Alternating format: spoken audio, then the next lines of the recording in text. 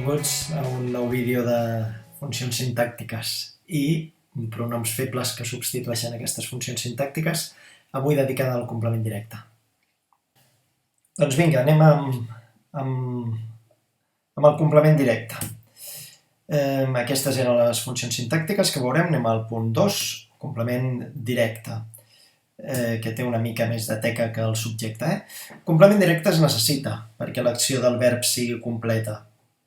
S'identifica a través de la prova de la passiva i no va precedit de preposició. Què vol dir que es necessita perquè l'acció verbal sigui completa? Fixeu-vos, si jo dic l'oració "el noi ha fet", no té sentit, és agramatical aquesta oració, em falta alguna cosa, no? El noi ha fet el què? No? El noi ha fet els deures. Aquest dels deures es necessita perquè l'acció verbal sigui completa, per tant, és aquest complement directe que és necessari perquè l'oració o l'acció verbal sigui definitiva. S'identifica a través de la prova de la passiva. Què és la prova de la passiva? Doncs demostrar que allò ha estat fet per algú, és a dir, veure si el que creiem que és el complement directe transforma aquesta oració en passiva. I què vol dir una passiva? Com es fa la passiva? Doncs mireu, aquesta és una oració amb veu activa. La policia va enxampar el lladre. Com es converteix en veu passiva? Doncs mireu, el que jo crec que és el complement directe el passo al davant de tot. El verb passa a estar en participi, enxampar, enxampat, i el passa a estar precedit pel verb ser. D'acord? Per tant, el lladre va ser enxampat i el que és el subjecte de l'oració activa passa a anar precedit per la preposició perquè faci de complement agent. Per tant, la policia va enxampar el lladre va ser enxampat per la policia. Si admet aquesta passiva, vol dir que allò que ens pensàvem que era complement directe, efectivament és complement directe. D'acord? Fixeu-vos, amb la prova de la passiva el que hem de fer, si ho volem fer correctament, si no és igual perquè al final simplement serà una prova interna per saber si és complement directe o no. Però la forma verbal que tingui el verb de l'oració en activa és el que ha de prendre el verb ser en l'oració passiva i després simplement el participi. Per exemple, la policia va enxampar el lladre va ser enxampat. Va enxampar, va ser. Enxamparà? Doncs serà. Enxampat? Doncs ha estat. Enxampa? Doncs és. És a dir, que el verb ser, la forma del verb ser, és la mateixa que la de l'oració en activa i després el verb en participi. La policia va enxampar el lladre va ser enxampat, enxamparà el lladre s'ha enxampat, ha enxampat el lladre ha estat enxampat, enxampa el lladre és enxampat. I no va precedit de preposició. Per tant, el correcte és dir la policia va enxampar el lladre amb E, sense preposició, i el que és incorrecte en català és dir va enxampar el lladre amb A.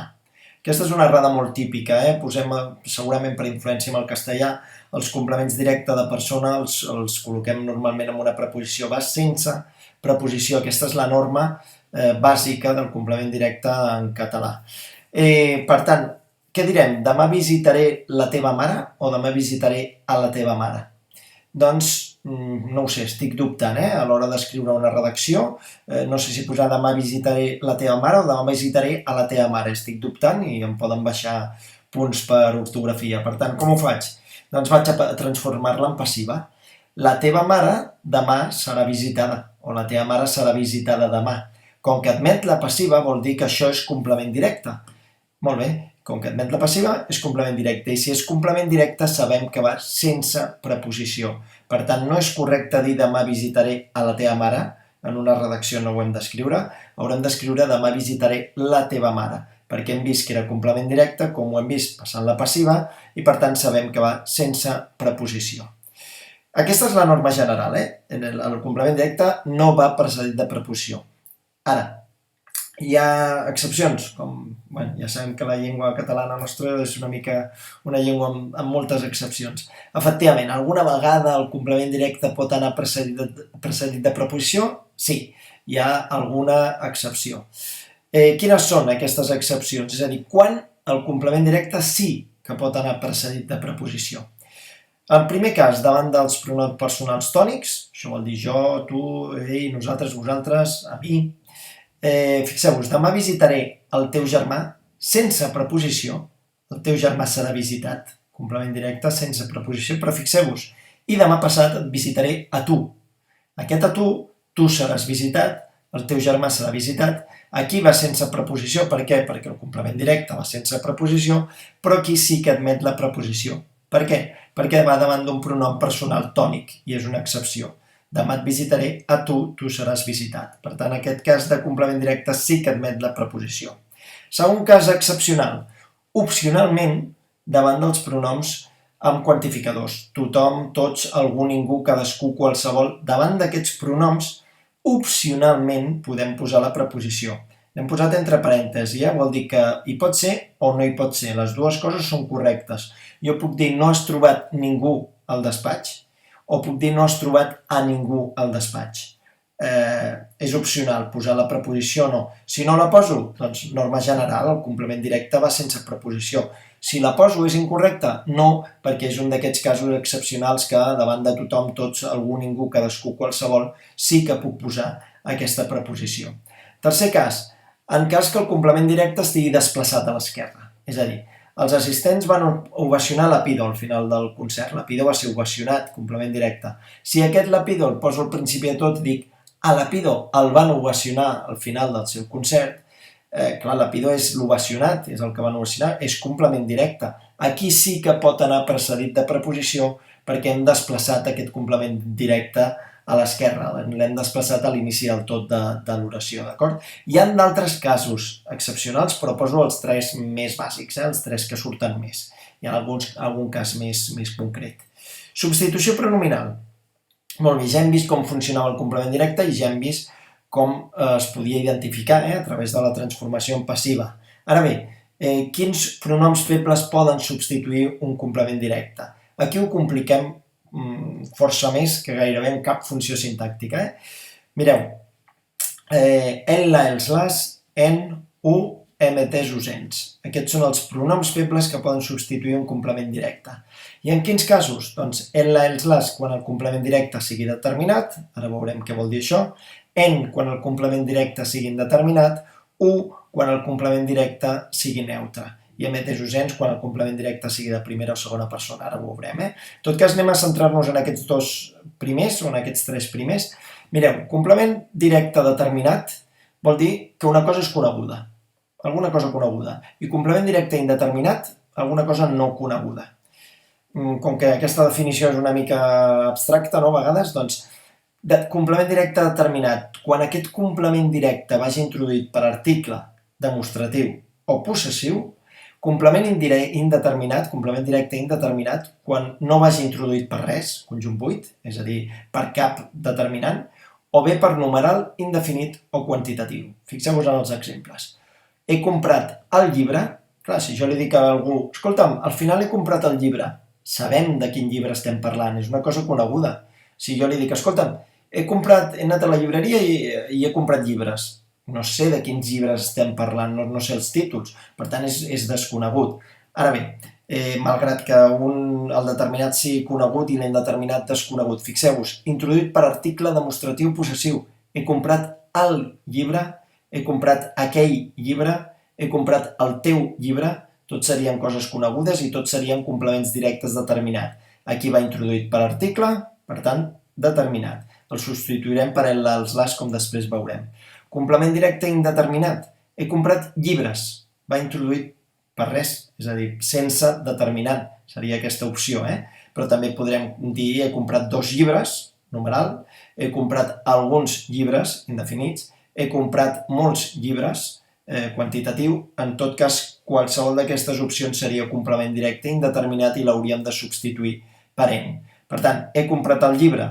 Com que el llibre és complement directe determinat, l'he comprat, substituït per el, la, els, las. Si diguéssim en plural, he comprat els llibres, els he comprat. Si fos en femení, he comprat les llibretes, les he comprades.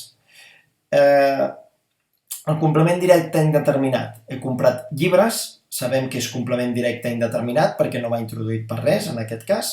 Per tant, substituït per en, n'he comprat. I això és el que faria el complement directe. D'acord?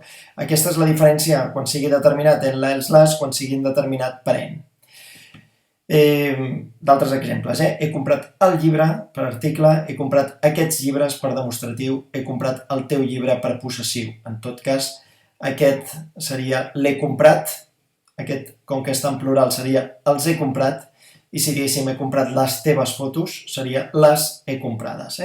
Podem substituir-ho per qualsevol d'aquests segons si és singular, plural, masculí, femení, en el cas que sigui determinat, per tant que vagi introduït per alguns d'aquests determinants.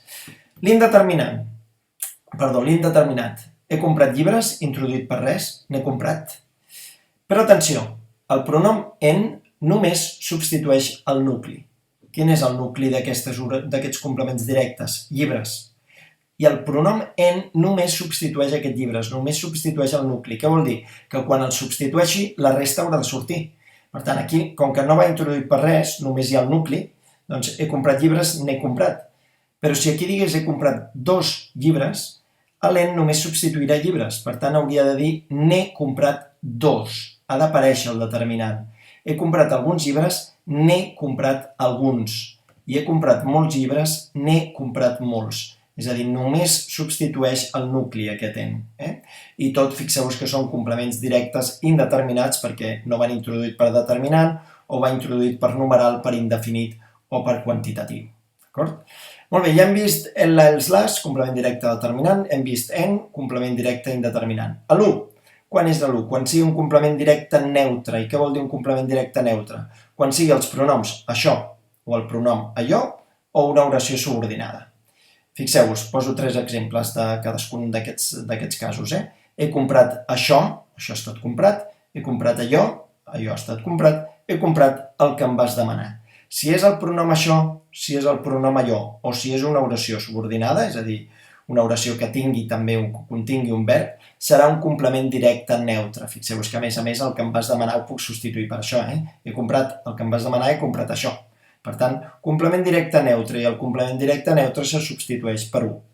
Ho he comprat. He comprat això, ho he comprat el que em vas demanar, ho he comprat. Tant se val si és un pronom com si és una oració subordinada. Sempre per 1 quan sigui complement directe neutre. I anem a per l'últim. L'últim és una mica especial. Aquest em, és, us, ens, complement directe de primera o segona persona, és una mica especial perquè no és que l'haguem de substituir, és que ja ve substituït.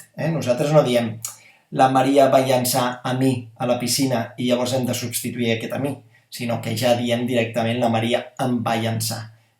Simplement, en aquest cas, no l'hem de substituir pronominalment, sinó que en un examen, com a molt, el que ens preguntaran és quina funció sintàctica fa aquest em. No que el substituïm perquè ja està en l'oració. Com sabem que aquest em fa de complement directe? Perquè, com veurem en el proper capítol, o en el proper vídeo, aquest em, et, es, us, ens, també pot fer de complement indirecte. Com distingeixo jo si fa de complement directe o indirecte? Doncs la passiva, no? La Maria em va llançar, jo vaig ser llançat a la piscina per la Maria, excepte la passiva, per tant sé que aquest em fa de complement directe. D'acord? Anem a veure per acabar una mica de pràctica. Vaig donar la carpeta a la seva propietària. La carpeta és complement directe, perquè jo puc dir la carpeta va ser donada. Molt bé, aquest complement directe és determinat, perquè va introduït per article. Per tant, si va introduït per article, és determinat. Per article, per demostratiu o possessiu, en aquest cas per article. Per tant, sabem que el, la, els, les serà qui substitueix això, com que és singular femení, ho substituirem per la. Per tant, vaig donar-la a la seva propietària, la carpeta. Per tant, aquest la fa de complement directe. Veiem un altre cas. He rebut diverses reclamacions per l'impagament. Les reclamacions han estat rebudes. Efectivament fa de complement directe, això, perquè la puc transformar en passiva. És un complement directe introduït per diverses, per tant introduït per un indefinit. Ja sabem que si va introduït per quantitatiu, numeral, indefinit o directament sense determinant, estem parlant d'un complement directe indeterminat. I sabem que el complement directe indeterminat se substitueix per en. I també sabem que aquest en només substitueix el nucli. Per tant, hauria de dir n'he rebut diverses per l'impagament. He rebut diverses reclamacions, n'he rebut diverses. I el que fa de complement directe és un complement directe que en diem complement directe partit. Aquesta N I aquest determinant és el que fa de complement directe, és un complement directe partit. Aquest matí he lliurat el que havia d'omplir. És un complement directe perquè això és el que ha estat lliurat. És un complement directe que és una subordinada, per tant és un complement directe neutre.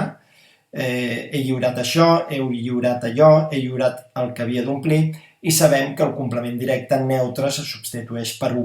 Per tant, aquest matí ho he lliurat al banc i el que fa de complement directe és aquest 1 que substitueix tota aquesta oració subordinada. D'acord? Proper vídeo veurem el complement indirecte. Gràcies, espero que us hagi estat d'utilitat.